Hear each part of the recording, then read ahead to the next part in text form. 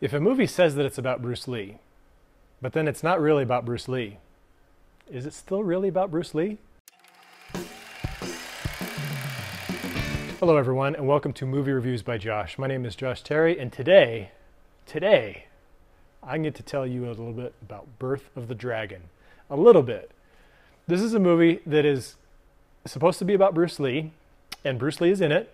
He's actually kind of the bad guy most of the time, but I think it's because it's supposed to be the story about how he kind of turns from being kind of a cocky guy who doesn't really understand Kung Fu to kind of the wizened Zen master of Kung Fu that he became later on. This takes place in the early 60s.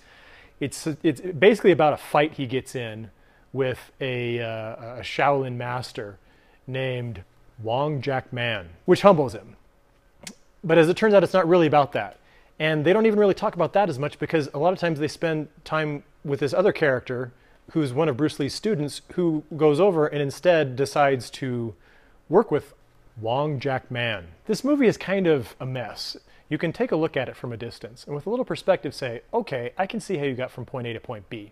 But when you're really in the middle of it, you're kind of saying, I don't think this is getting from point A to point B. Which is why I wound up giving this one about 2 stars. Because there are a couple of good fight scenes at the end, even though the main fight scene isn't about the main fight that the movie is supposedly about. It's actually about the thing related to the other guy, who's the student of Bruce Lee. And he actually is trying to liberate this Chinese immigrant woman who has been enslaved by a Chinese mafia boss who lives in San Francisco. And they call her Aunt something.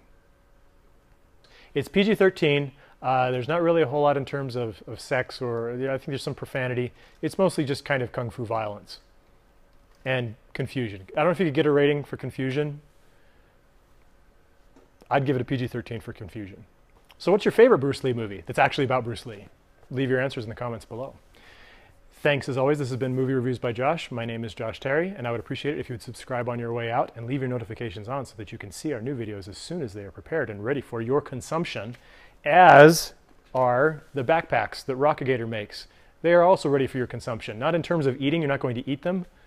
You're going to put your valuables in them because they're waterproof. And so if you fall in a river while hiking in a slot canyon in southern Utah, which is a great place to go hiking in slot canyons, your stuff will be safe.